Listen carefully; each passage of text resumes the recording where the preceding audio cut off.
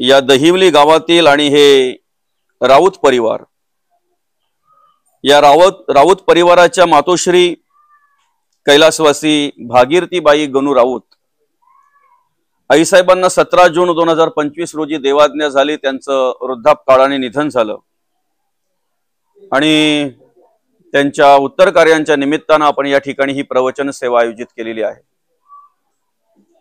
खऱ्या अर्थानं आईसाहेबांच्या पाश्चात त्यांची मुलं अर्थात भगवान दादा असतील, परशुराम दादा असतील, आईसाहेबांच्या मुली कमलताई, प्रतिभाताई, त्याचप्रमाणे हा संपूर्ण राऊत परिवार, आईसाहेबांची सुना असतील, नातवंड असतील, संपूर्ण हा राऊत परिवार खऱ्या अर्थानं या ठिकाणी आईसाहेबांनी अतिशय चांगल्या प्रकारे कार्य केलं. या घराला घरपण देण्याचं काम केलं. या ठिकाणी आपल्या मुलांचं अतिशय चांगल्या प्रकारे संगोपन केलं, त्यांना आधार दिला, त्यांना आकार दिला आणि वयाच्या साधारणतः 70व्या वर्षी आईसाहेबांनी तुमचा आमचा निरोप घेतला. खर तर या ठिकाणी विचार जर केला तर या मुलांचं पितृक्षेत्र खूप अगोदरच हरवलं. अर्थात ही मुलं खूप लहान असताना. आताच मी ज्या वेळेला दादांना विचारलं त्यावेळेला दादांनी सांगितलं की शेवटची जी लहान प्रतिभाताई आहे ती अगदी 1-2 महिन्याची असेल त्याच वेळेला बाबांचं जाणं झालं. आणि मग एवढ्या लहान अवस्थेमध्ये पितृक्षेत्र हरपल्यानंतर आईवर जबाबदारी आली, ती म्हणजेच वडिलांची माया, वडिलांचं प्रेम, त्याचबरोबर आईची माया, आईचं प्रेम देण्याची जबाबदारी आपल्या आईवर आली. आणि तशाही अवस्थेमध्ये आईने ह्या मुलांचं, 4ही मुलांचं अतिशय चांगल्या प्रकारे संगोपन केलं, त्यांना चांगल्या प्रकारे मार्गदर्शन केलं. आणि खऱ्या अर्थानं या ठिकाणी या राऊत परिवारामध्ये कार्य करत असताना आपल्या वयाच्या 17व्या वर्षी आईने तुमचा आमचा निरोप घेतला. वृद्धापकाळाने त्यांचं निधन झालं. 1-1.5 वर्षापासून आईला आजार जडला होता, मणक्याचा त्रास होता, सांध्यांचा त्रास होता. आणि तशाही अवस्थेमध्ये या राऊत परिवाराने आईसाहेबांची अतिशय चांगल्या प्रकारे सेवा केली. एक 1.25 महिन्यापासून आईसाहेबांनी अन्नही सोडलेलं, अर्थात त्या ठिकाणी प्रकृती खालावल्यामुळे अन्नही ग्रहण केलं नव्हतं. आणि अशा अवस्थेमध्ये 17 जून 2025 रोजी आईसाहेबांचं वृद्धापकाळाने निधन झालं. आणि आज त्यांच्या उत्तर कार्यांच्या निमित्तानं आपण या ठिकाणी ही प्रवचन सेवा आयोजित केलेली आहे. खरं तर या ठिकाणी कार्य करत असताना संसार आणि परमार्थ याच्यामध्ये खूप फरक आहे बरं का. संसारामध्ये कितीही जरी कार्य केलं आपण, कितीही जरी प्रयत्न केले आणि काही जरी केलं तरी त्याच्यातून सुख मिळेलच असं नाही. पण परमार्थामध्ये, अध्यात्मामध्ये जे जे काही आपण करतोय, देवपूजा करत असताना, भक्ती करत असताना, परमार्थ करत असताना, ते जे पण काही करतोय त्याच्यातून आपल्याला सुख, समाधान आणि शांती प्राप्त झाल्याशिवाय राहत नाही. आपल्याला एक आत्मिक समाधान त्याच्यातून प्राप्त होत असतंय.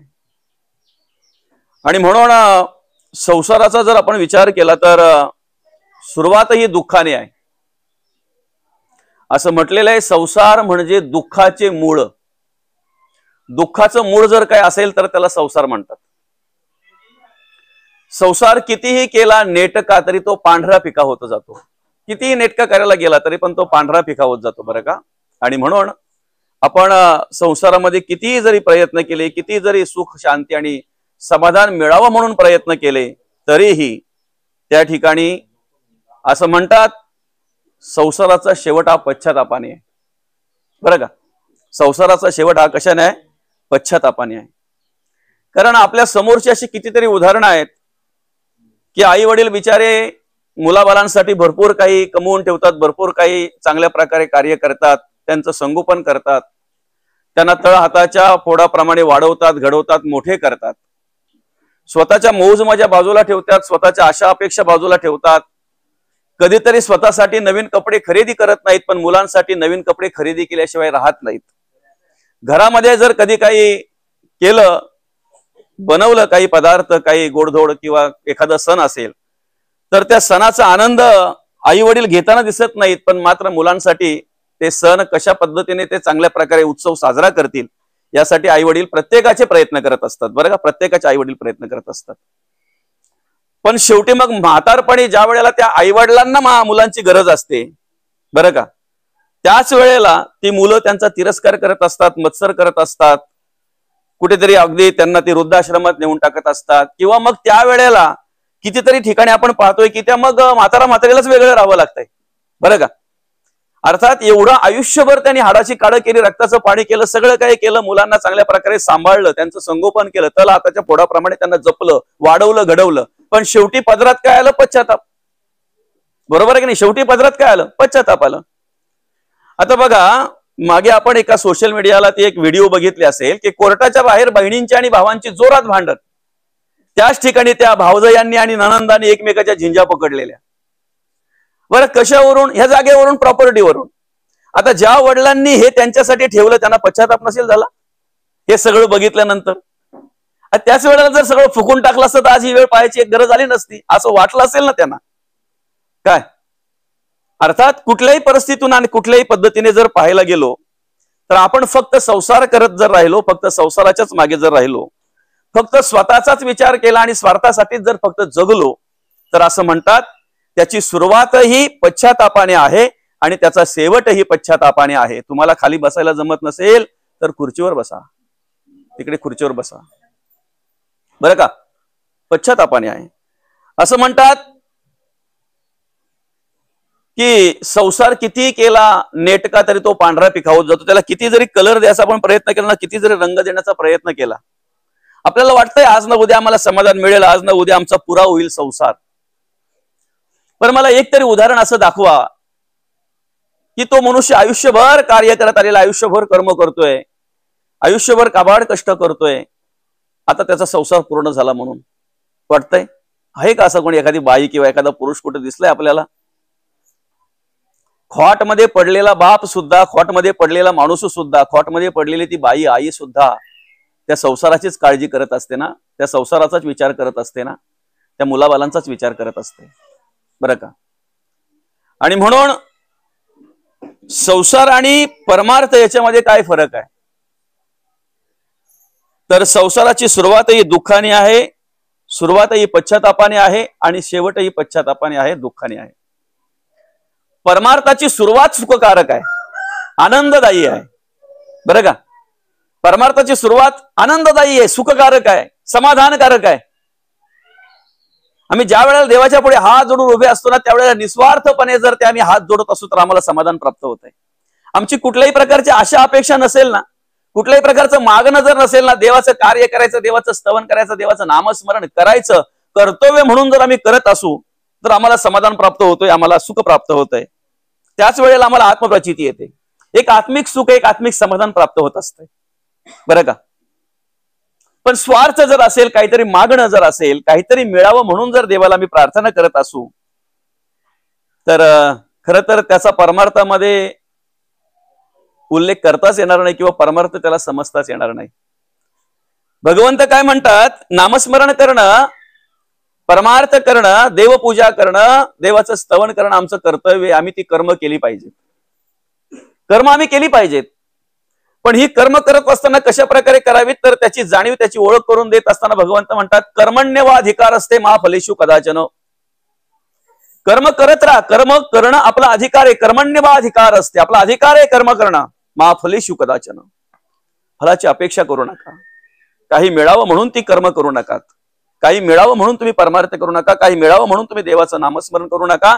आमचं कर्तव्य आहे म्हणून तुम्ही करा. तुम्हाला काय द्यायचं याचा विचार भगवंत करतो, बरं का. आपल्याला काय द्यायचं ना याचा विचार भगवंत करतो.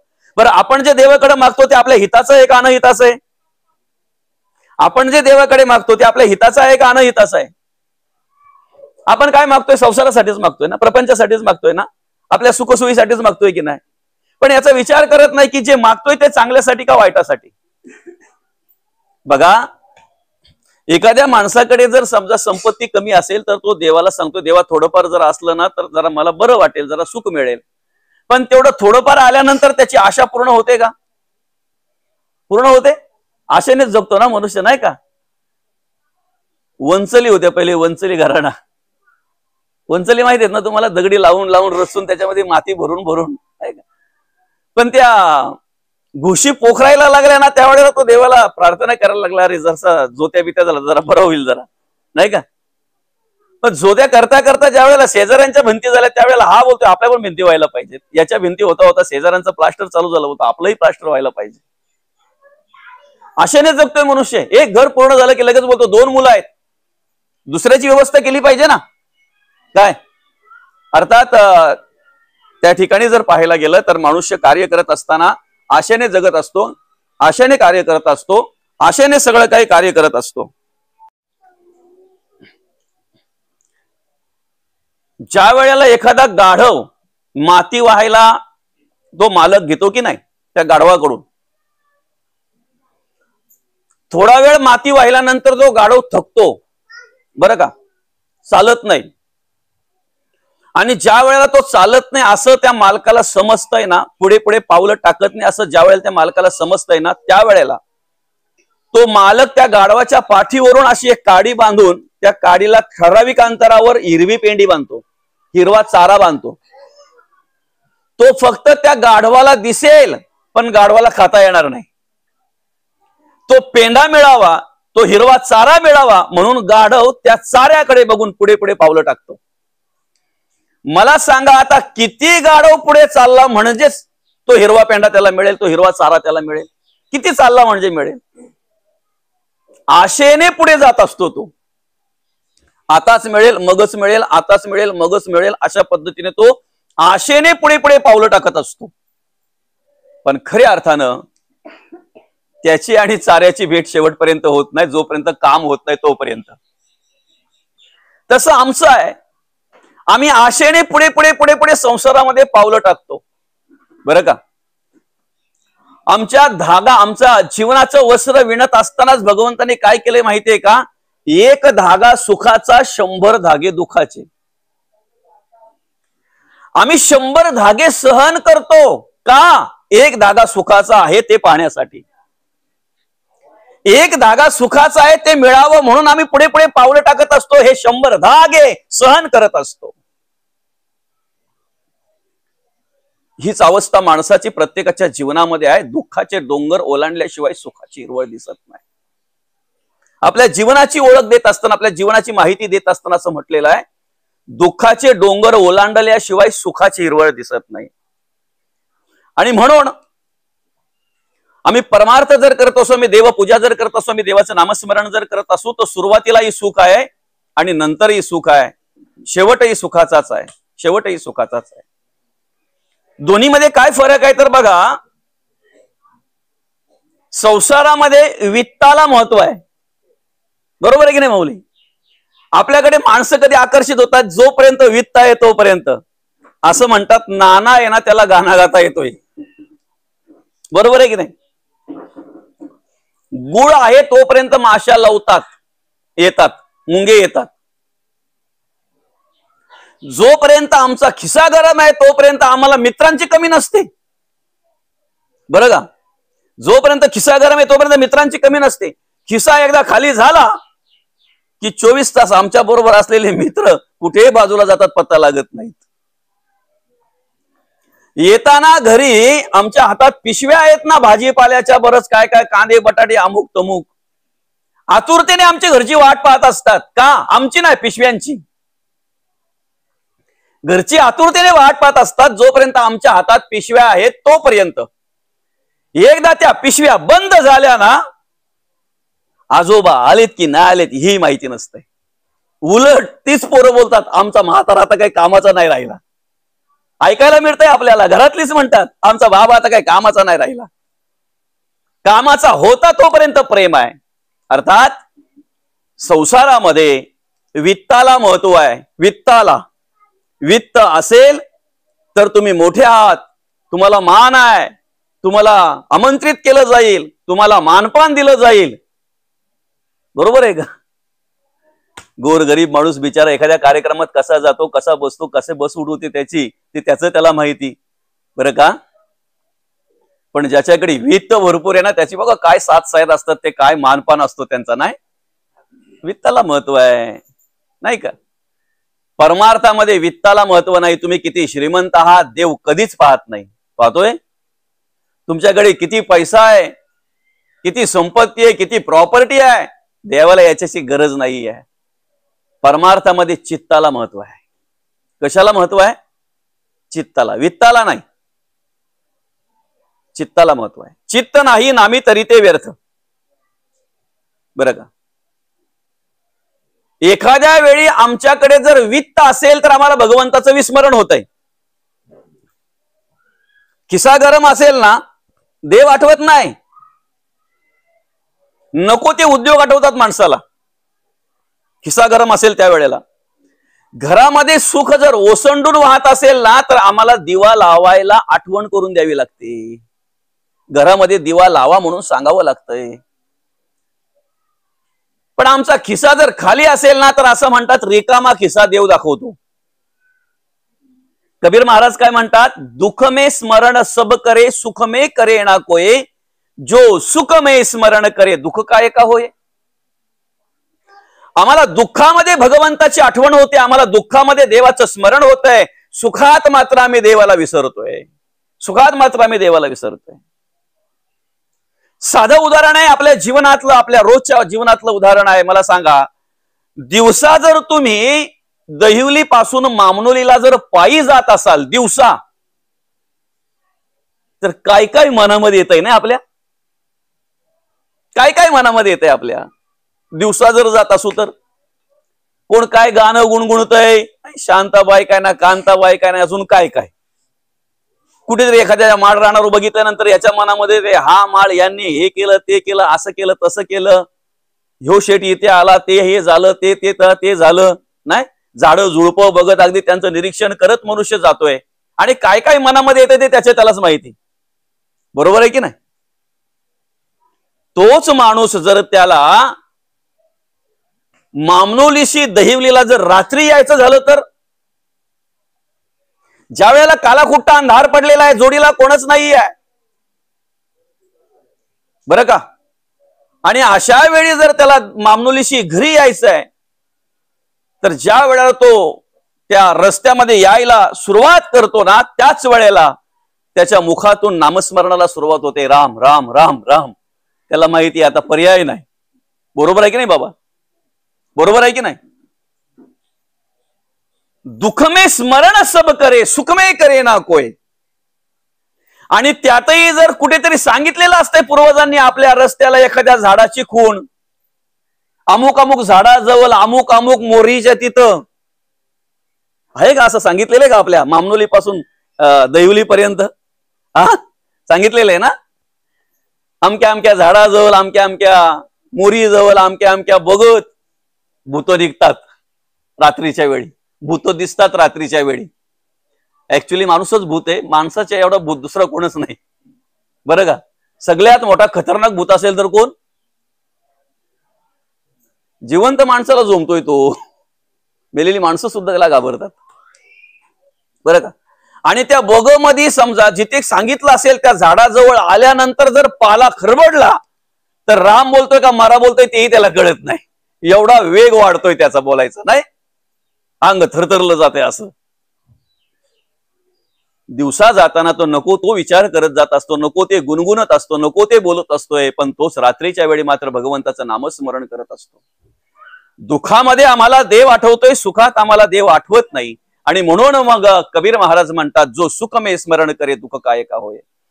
आम्ही जर सुखातही देवाचं नामस्मरण करत असू ना, असं म्हणतात, गरिबी आली म्हणून लाजू नये आणि श्रीमंती आली म्हणून माजू नये.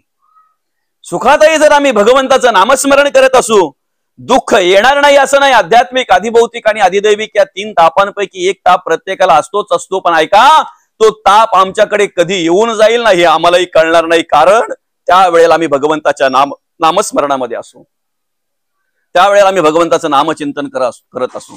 आम्ही भगवंताचं नामस्मरण करता करता ते दुःख, तो ताप आम्हाला कधी स्पर्श करून जाईल आम्हालाही कळणार नाही. आणि म्हणून अखंड जर आम्ही सुखाच्या वेळी जर भगवंताचं नामस्मरण करत असू, तर जो सुख में स्मरण करे दुःख काय का होय, बरं का. आणि म्हणून संसार करत असताना जसं वित्ताला महत्व आहे तसं परमार्थ करत असताना चित्ताला महत्व आहे. म्हणून आम्ही परमार्थामध्ये चित्त ठिकाणावर ठेवलं पाहिजे, नाही का. एखादा विद्यार्थी अभ्यास करतो, तासन तास बसतो, पण त्याचा चित्त जर नसेल तर, अभ्यासात चित्त नसेल तर तासन तास जरी अभ्यास केला तरी लक्षात काहीच राहत नाही, त्याच्या ध्यानात काहीच राहत नाही, पाठांतर काहीच होत नाही त्याचं, बरं का. आणि म्हणून चित्त जर ठिकाणावर असेल ना तर थोडा वेळ का नव्हे अभ्यास केला की त्याच्या बरोबर लक्षात राहते, ध्यानात राहते. ते आलं का लक्षात. संसार जर आम्हाला करायचा असेल तर त्यासाठी अनेक लोक पाहिजे. जेवढे सोयरे मजबूत असतील ना त्यावेळेला त्याचा संसाराला मजा येते. नाही तो बोलतो पण एक पण नबला सोयरा नाही, अख्ख्या गावात एवढं मोठं सोयरं नाही तेवढं मोठं सोयरं आपलं येत, अभिमानात बोलतो तो, बरं का. तुमच्या कार्यक्रमामध्ये जेवढी लोक येतात ना तेवढी तुमच्या कार्यक्रमाला शोभा. आणि तो बोलतोय पण 800 माणसांची व्यवस्था केली होती, 1000-1200 माणसं आली, मला वाटलं पण नव्हतं एवढी माणसं येतील म्हणून, बरं का. संसार करायचा असेल, आम्हाला प्रपंच करायचा असेल ना, लोकांत. परमार्थ करायचा असेल तर एकांत. तिथे लोकांत चालत नाही, एकांत पाहिजे, नाही का. म्हणून तर जगद्गुरु तुकोबा भामचंद्राच्या डोंगरात जायचे, नाही भंडाऱ्याच्या डोंगरात जायचं, बोराड्याच्या डोंगरात जायचे, एकांत. आता आम्हाला असं काही डोंगरा बिंगरामध्ये जायची गरज नाहीये, आम्हाला घरामध्ये पण एकांत साधता येईल. पण त्यासाठी आम्ही काय केलं पाहिजे, आमची इंद्रिय, बरं का, आमच्या ताब्यात ठेवली पाहिजे, मन आमच्या ताब्यात ठेवलं पाहिजे. त्या मनाला ओढ लावली पाहिजे परमार्थाची, नामस्मरणाची, नामचिंतनाची. ज्या जागी आम्ही बसू ना त्या ठिकाणी आम्हाला एकांत साधता येईल. फक्त आमचं मन आम्हाला स्थिर करता आलं पाहिजे, मन स्थिर करता आलं पाहिजे. अर्थात संसार करायचा असेल तर जेवढी मंडळी तुमच्या बरोबर असेल तेवढा जोरात संसार होतो, नाही. आणि म्हणून तो बोलतो ना सोयरे मोठे आहेत. पण त्या सोयऱ्यांची ओळख करून देत असताना जगद्गुरु तुकोबा म्हणतात, सोयरे धायरे दिल्या घेतल्याचे. जोपर्यंत त्यांच्याही मनासारखं होतंय तोपर्यंत त्यांचं प्रेम ओसंडून जातंय. पण एकदा एखाद्या सोयऱ्याच्या मनाविरुद्ध जर झालं तर काय. मला सांगा, आज कित्येकांचे भाऊबीज बंद झालेत, नाही का बाबा दादा.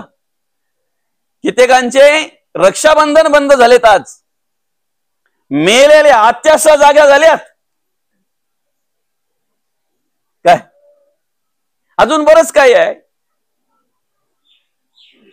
सोयरे दायरे दिल्या घेतल्याचे अंत हे काळीचे कोणी नाही.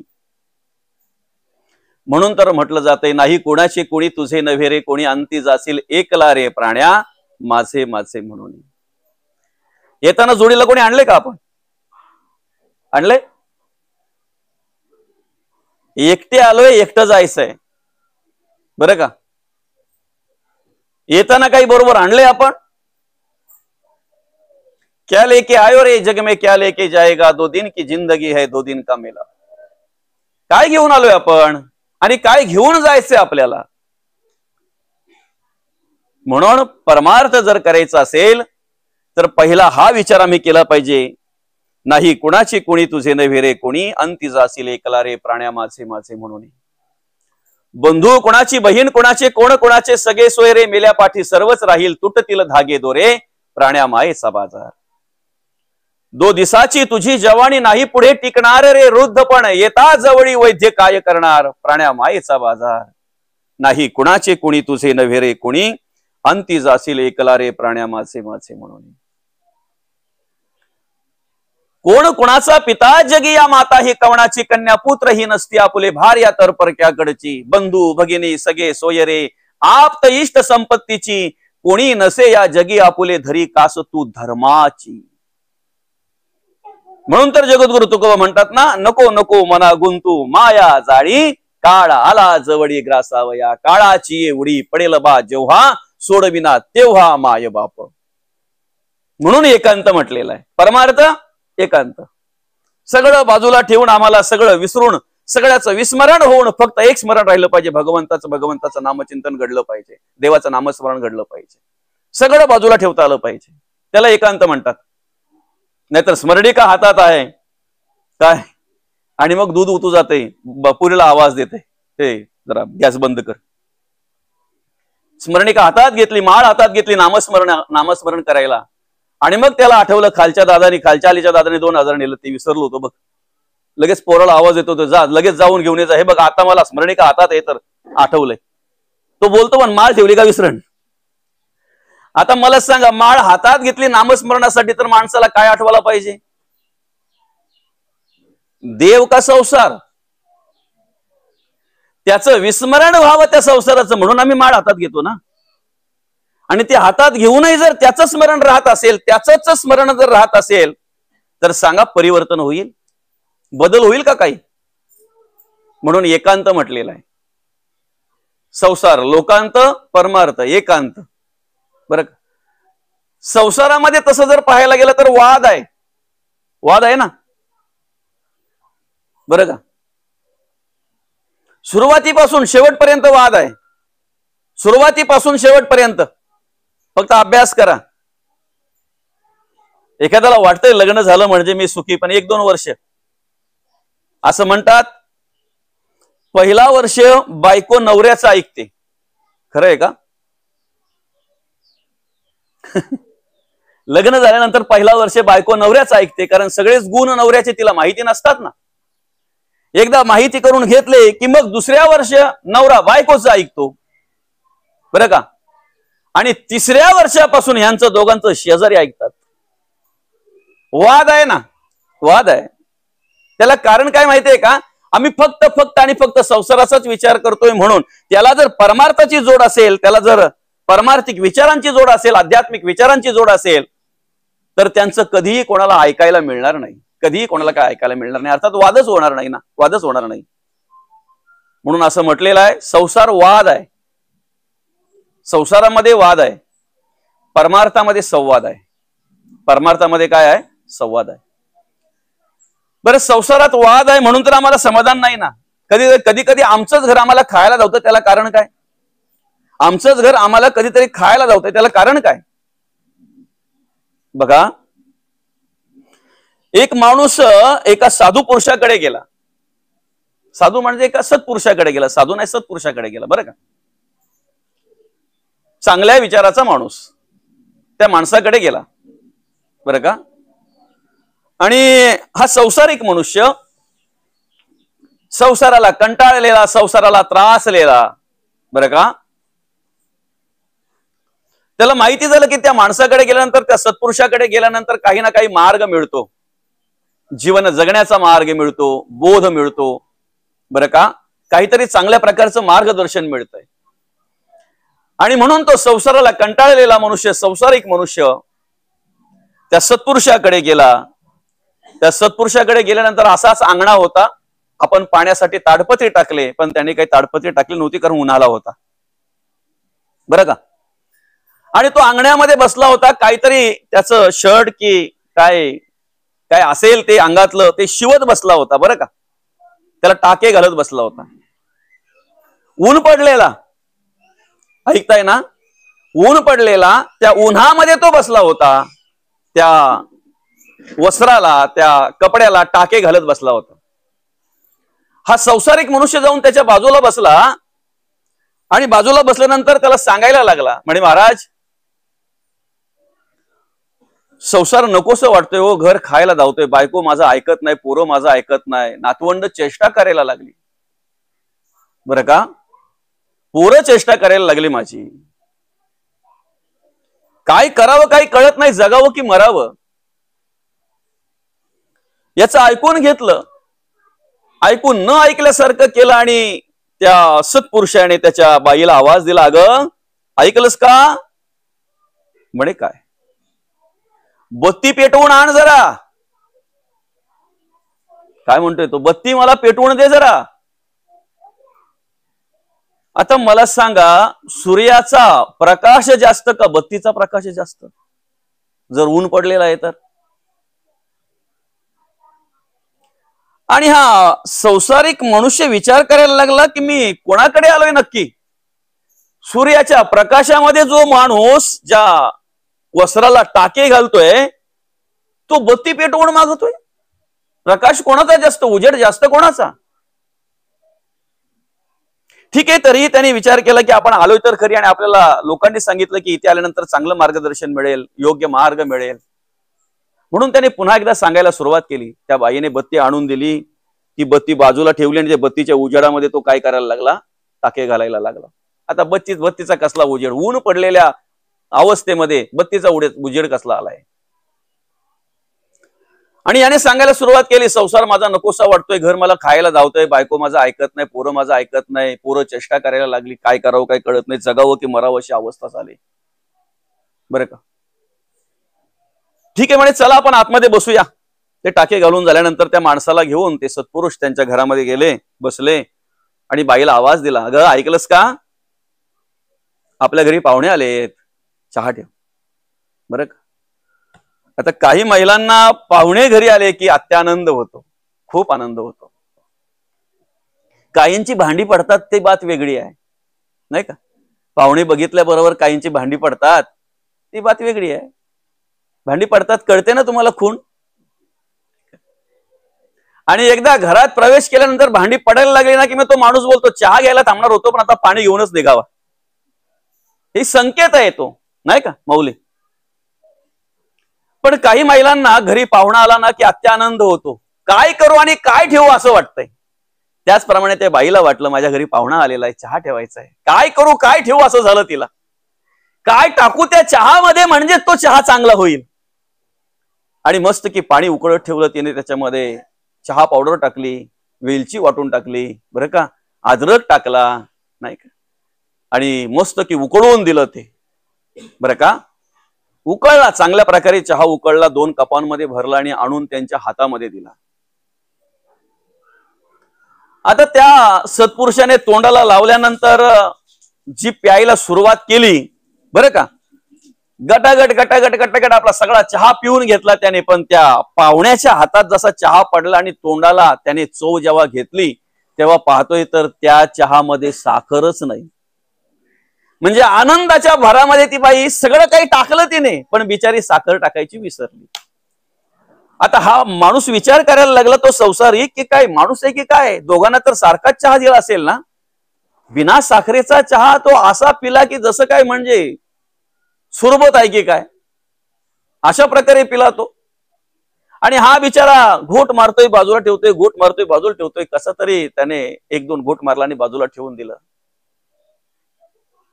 आणि पुन्हा एकदा सुरुवात केली त्या साधू पुरुषाला त्याने सांगायला, त्या सत्पुरुषाला त्याने सांगायला, म्हणे अहो मी तुमच्याकडे काहीतरी मला चांगलं मार्गदर्शन मिळेल म्हणून आलोय हो, घर खायला जावतोय हो, मला घर नकोसं वाटतोय हो, बायको पोरा चेष्टा करायला लागली माझी, मला नकोसं वाटतो संसार, जगावं की मरावं अशी अवस्था माझी झालेली, मला काहीतरी तुमच्याकडून उपदेश मिळेल, मार्गदर्शन मिळेल म्हणून मी आलेलो आहे. तेवढ्यात त्या साधू पुरुषाने सत्पुरुषाने सांगितलं, तुम्हाला काही शिकायला मिळालं का? म्हणजे याच्यात काय शिकणार, तुम्ही तिकडे उन्हामध्ये बसताना बत्ती मागताय, त्याच्यात काय शिकणार? आणि इकडे बायकोनी बिना साखरेचा चहा दिला तरी तुम्ही गटागट पिले, काय शिकणार याच्यातून? तेव्हा त्याला सांगितलं, दादा याला म्हणतात समजोता, समजूतदारपणा. म्हणे कसं काय, उन्हाच्या म्हणजे सूर्य प्रकाशामध्ये बसलेलो असतानाही मी जेव्हा तिच्याकडे बत्ती मागितली तेव्हा ती बोलू शकली असती, तुमचं काय काय काय भाषा आहे ती, डोळे ठिकाणावर आहेत ना तुमचे, ही चांगली भाषा झाली नाही का? पण एखादी भडकलेली बाई बोलू शकते ना, उन्हात बसलेत तुम्ही आणि बत्ती मागता, तुमचं काय, डोळे आहेत ना ठिकाणावर, बोलू शकली असती. पण काहीही न बोलता पतीची आज्ञा म्हणून तिने काय केलं, बत्ती पेटवून आणून माझ्या हातात दिली. ऐका, तिने बाहेर मला समजून घेतल्यामुळे आतमध्ये चहाच्या वेळेला मी तिला समजून घेतलं. आणि ज्या वेळेला एखादा पती पत्नीला समजून घेतोय आणि एखादी पत्नी पतीला समजून घेते, त्या वेळेला खऱ्या अर्थानं त्यांच्या संसारामध्ये आनंदात ते राहत असतात, आनंदात जगत असतात, आनंदात राहत असतात. त्या घराचं रूपांतर मंदिरामध्ये व्हायला वेळ लागत नाही, बरं का, ज्या वेळेला समजूतदारपणा असतो तेव्हा. पण समजूतदारपणा जर नसेल ना तर मग ते घर त्याला खायला धावतंय, घर खायला धावतंय. आणि आम्ही फक्त तेवढंच जर करत बसलो तर घर खायलाच जावेल ना. आम्ही कधी संतांचं ऐकलं नाही, आम्ही कधी प्रवचन ऐकलं नाही, कधी कीर्तन ऐकलं नाही, कधी स्वतःचा विचार केला नाही, कधी जगण्याचा चांगला विचार केला नाही, तर मग काय घर आम्हाला काय आवडणार आहे, काय आम्हाला संसार आवडणार आहे. आणि म्हणून मग म्हटलेलं आहे संसारामध्ये वाद आहे, परमार्थामध्ये संवाद आहे. परमार्थात संवाद आहे. ज्या वेळेला परमार्थिक माणसं दोन एकत्र येतात की नाही, त्यावेळेला एकमेकांना भेटल्यानंतर त्यांच्याकडे जो चालू होतो त्याला संवाद म्हणतात. काय म्हणतात त्याला? संवाद. त्याच्यातून आम्हाला काहीतरी शिकायला मिळतंय. वाद नको, वादे वादे जाय ते तत्व बोधे, पण बोधे बोधे भासते चंद्रचूडा. वादाने काय निष्पन्न होत आहे? वाद विवाद आणि वितंडवाद. क्रोध निर्माण होतो, राग येतो आणि शेवटी त्या ठिकाणी काय होतो? हिंसाचार घडला जातो, भांडण होते, वाद विवाद वितंडवाद होतो. म्हणून संवाद पाहिजे. आणि जिथे संवाद आहे ना तिथे परमार्थ घडला जातो, जिथे संवाद आहे ना तिथे भक्ती घडली जाते. ऐका, संसारामध्ये वित्ताला महत्व आहे, परमार्थामध्ये चित्ताला महत्व आहे. संसारामध्ये लोकांत आहे, जेवढी लोक तुम्हाला जवळ असतील, तुमच्या आजूबाजूला असतील, तेवढी संसाराला तुमच्या मजा आहे. पण परमार्थामध्ये एकांताला महत्व आहे, लोकांत नाही, एकांत. संसारामध्ये वाद आहे, परमार्थामध्ये संवाद आहे. बरं का? संसार जो आहे ना दादा, हा तुमच्या परिस्थितीवर अवलंबून आहे. कशावर अवलंबून आहे? परिस्थितीवर. आम्ही एकमेकाच्या जवळ तेव्हाच जातो जेव्हा त्याची परिस्थिती आम्हाला माहिती होती. बरोबर आहे की नाही? प्रत्येकाची परिस्थिती पाहूनच आम्ही प्रत्येकाशी नाते संबंध जोडत असतो. तुम्ही सोयरे पाहत असताना पहिले काय पाहता बरं? सोयरीक पाहत असताना, तुम्ही नाते संबंध जमवत असताना पहिले काय पाहता बरं? परिस्थिती. संसार करत असताना परिस्थितीला महत्व आहे, परमार्थात परिस्थितीला महत्व नाही. परमार्थात आत्मस्थिती तुमची काय आहे ना त्याला महत्व आहे. परमार्थामध्ये आत्मस्थितीला महत्व आहे, परिस्थितीला महत्व नाही आहे. आणि म्हणून परमार्थ जर आम्हाला करायचा असेल, आम्हाला जर भक्ती करायची असेल, तर आम्ही आत्मस्थितीचा विचार केला पाहिजे. आमच्या अंतरीची स्थिती काय आहे, आमच्या अंतरीची स्थिती काय बोलते, त्याच्याकडे आम्ही लक्ष केंद्रित केलं पाहिजे, त्याचा विचार आम्ही केला पाहिजे. अनेक गोष्टी आहेत अशा सांगण्यासारख्या, परमार्थामध्ये आणि संसारामध्ये काय तफावत आहे. पण मग या ठिकाणी काय म्हणतात भगवंत? तेषामहं समृद्धर्ता मृत्यू संसार सागरात भवामी नचिरात पार्थमया विशित चेतसाम.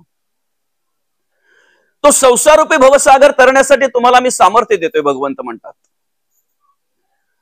जन्म मृत्यूच्या रहाट गाड्यातून सुटावं म्हणून त्यासाठी तुम्हाला मी सामर्थ्य देतोय, तुम्हाला मोकळं करतोय त्या जन्म मृत्यूच्या रहाट गाड्यातून. फक्त तुम्ही काय करा? मला चित्त अर्पण करा, मला चित्त अर्पण करा. म्हणजे देवाला जर आम्ही चित्त अर्पण केलं तर त्या ठिकाणी काय होतंय?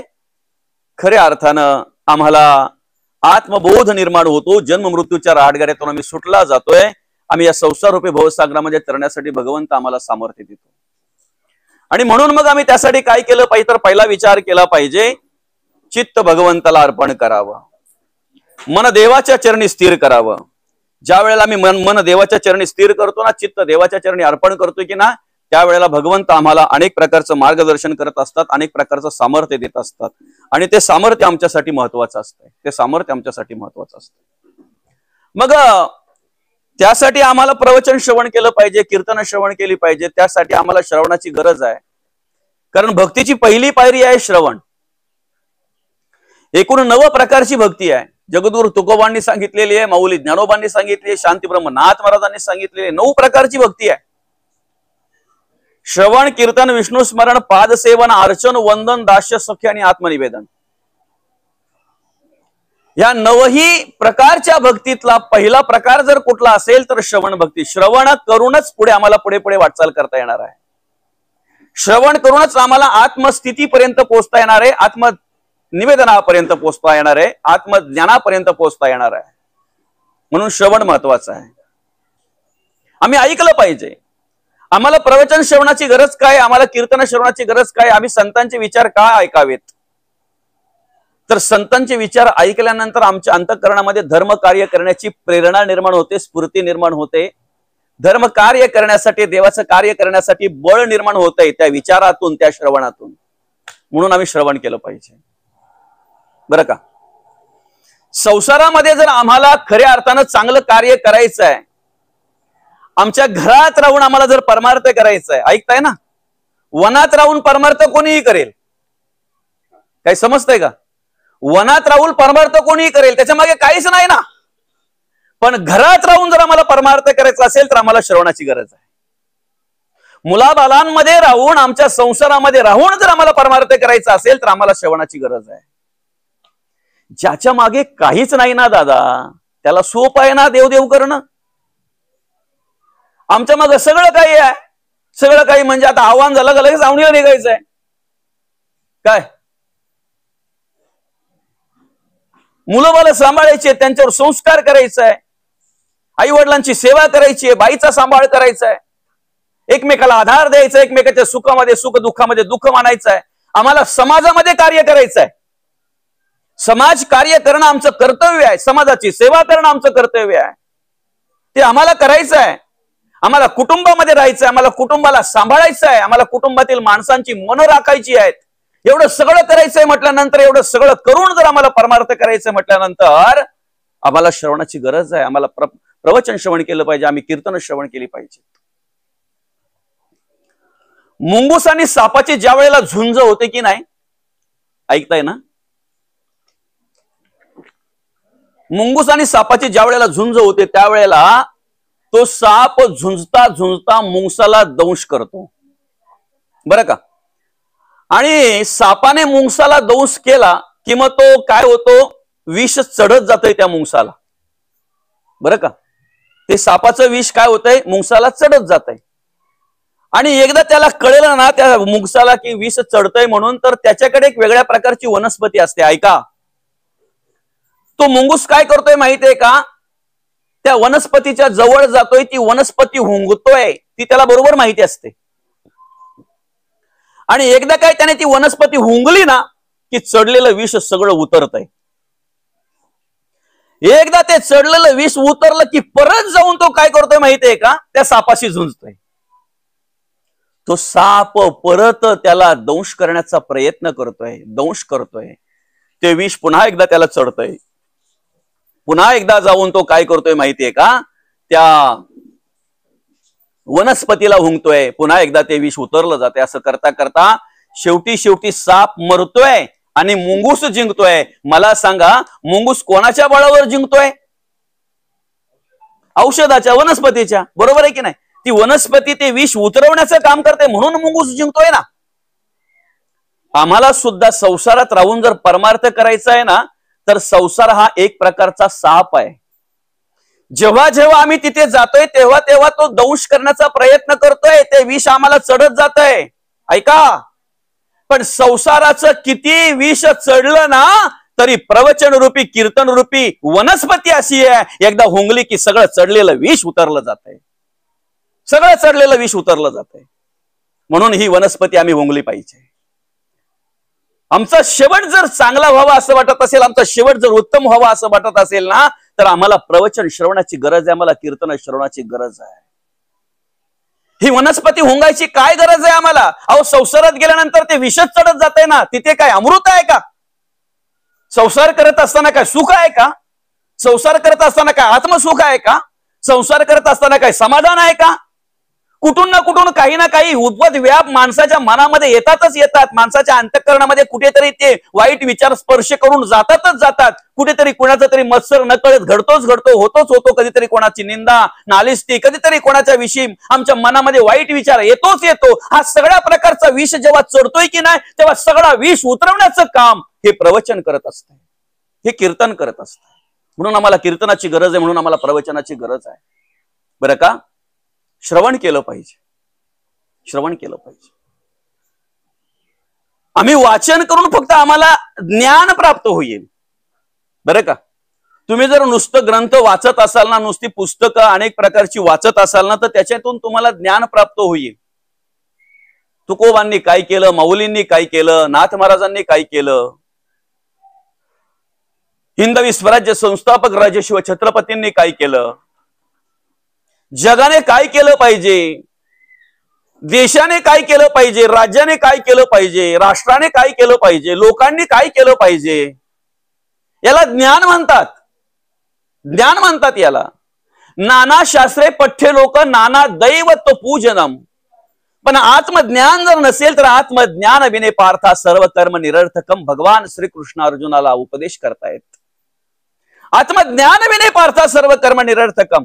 जगाने काय करावं हे तुम्हाला कळतं याला ज्ञान म्हणतात, पण मी काय करावं हे ज्याच्याने कळतंय त्याला आत्मज्ञान म्हणतात.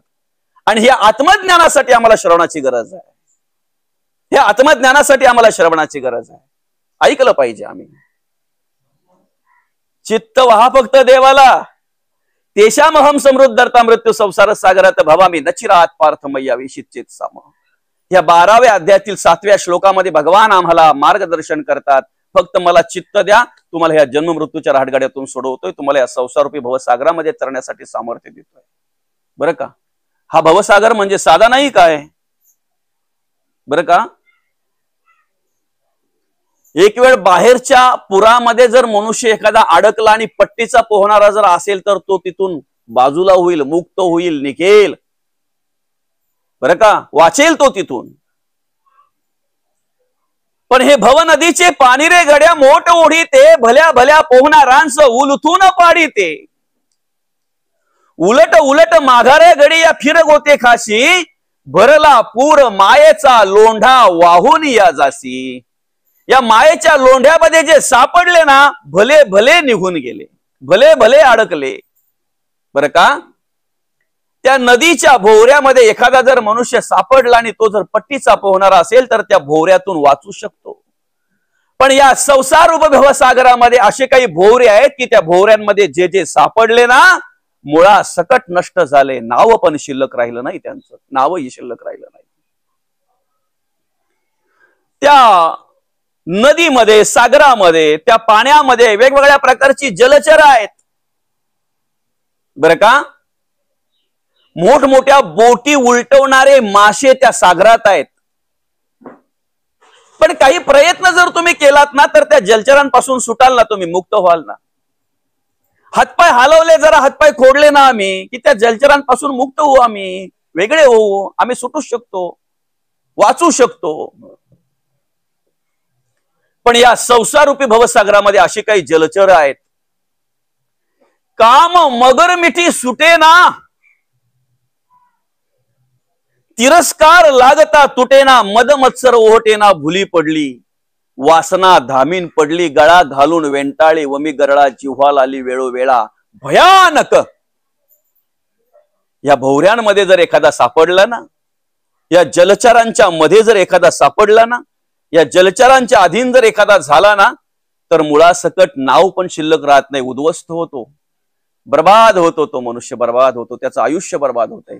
अशी कितीतरी उदाहरणं आपल्या डोळ्यासमोर आहेत. इतिहासामध्ये तर कितीतरी आहेत, पुराणामध्ये तर, शास्त्रामध्ये तर अशी कितीतरी उदाहरणं दिलेली आहेत, कितीतरी उदाहरणं दिलेली आहेत. पण ऐका, ते शास्त्र, ते पुराण आणि त्यातलं उदाहरणं पाहता पाहता कधीतरी आम्हाला आमच्याकडं आणि आजूबाजूला पाहता आलं पाहिजे. आज परिस्थिती काय आहे या कलियुगामध्ये, खऱ्या अर्थानं ते विचार, ती कर्म आम्हाला आजूबाजूला पाहायला मिळतात, बरं का. तो रावण ऐकता ऐकता आम्ही जरा आमचा विचार केला पाहिजे ना, का त्यापैकी आमच्याकडे काही विचार आहेत का. तो कौस ऐकता ऐकता कधीतरी आम्ही आमचा विचार केला पाहिजे ना, त्या कौसासारखी कर्म आमच्याकडे काही आहेत का, बरं का. कारण कर्म कोणाला सुटत नाही, कर्म कोणाला चुकत नाही. कर्मावरच आपल्या जीवनाचा समतोल आधारित आहे, कर्मावरच, ज्ञानावर नाही, बरं का. ज्ञानावर नाही, आत्मज्ञानावर. तुम्ही किती पंडित आहात ना, तुम्हाला किती ज्ञान आहे ना, याला कोण विचारतय. जनी हित पंडित सांडित गेले. पण हित जर आम्हाला करायचं असेल तर माऊली म्हणतात, आपुली आपण करा सोडवन संसार बंधन तोडा वेगी. आम्हाला स्वतः प्रयत्न करायचंय, आम्हाला स्वतः टास्क करायचंय, आम्हाला स्वतः तो विचार करायचा आहे की आम्हाला मोकळं व्हायचंय, आम्हाला सुटायचंय, या संसारूपी भवसागरामध्ये तरायचंय, आम्हाला या जन्म मृत्यूच्या रहाट गाड्यातून सुटायचंय आम्हाला. मग सुटायचंय तर त्यासाठी आम्ही स्वतः प्रयत्न केला पाहिजे ना. मोकळं व्हायचंय तर त्यासाठी आम्ही स्वतः प्रयत्न केला पाहिजे ना. तूच आहेस तुझ्या जीवनाचा शिल्पकार, बरं का, तूच आहेस तुझ्या जीवनाचा शिल्पकार. अर्थात आम्हाला जर या ठिकाणी चांगल्या प्रकारे कर्म करायचे असतील, कार्य करायचं असेल, तर त्यासाठी काय केलं पाहिजे? प्रथम आम्ही श्रवण केलं पाहिजे. ते श्रवण करत असताना भगवंताच्या चरणी आम्ही चित्त अर्पण केलं पाहिजे, बरं का.